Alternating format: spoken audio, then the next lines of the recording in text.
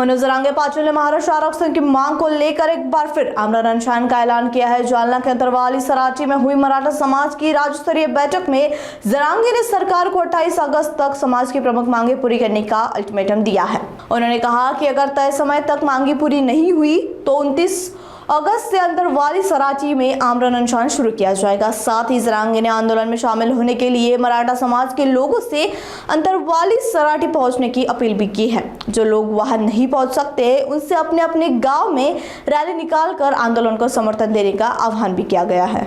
29 ऑगस्टला हे शेवटचं निर्णायक आंदोलन होणार आहे। सरकार सारखं येडत काढायचं काम करतं। हैदराबाद गॅजेटचा GR काढला, त्यानुसार प्रमाणपत्र वाटप केले जात नाही, व्हॅलिडिटी दिल्या जात नाही। 58 लाख नोंदी सापडल्या, त्याचे कोणते प्रमाणपत्र देत नाही। सातारा संस्थान, कोल्हापूर संस्थानचं गॅजेटियर, औंध, पुणे आणि बॉम्बे गव्हर्नमेंटचं गॅजेटियर हे आम्ही 3 वर्षापासून घ्या म्हणून सांगतोय, तेही घेतलं जात नाही। जाणून बुजून व्हॅलिडिटी तर सर्रास रोखल्या, काही कारण सांगू। मग जर आमचं असून दिलं जात नाही तर आता आम्ही शांत किती दिवस बसायचं? म्हणून पोलीस साहेबांना सांगणं, तुम्ही हे का देत नाहीये? का तुम्ही गुन्हे मागे घेतले नाही?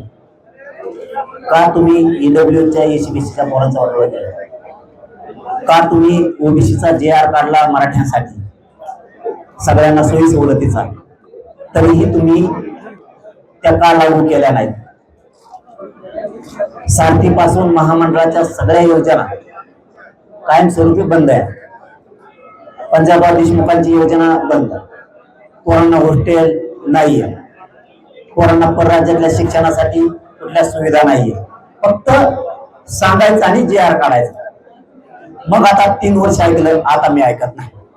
हे शेवटचं आंदोलन होणार आणि राज्यातल्या मराठ्यांना आवाहन केलंय की घराघरातल्या मराठ्यांनी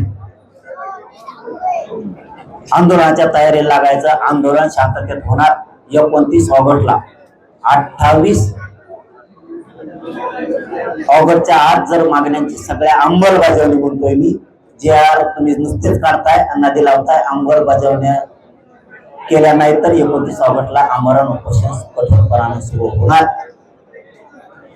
निर्णायक आंदोलन होणार, त्याशिवाय आता माग आम्ही सरकणार नाही। जे होईल ते होईल, आता आम्ही तयारी ठेवू।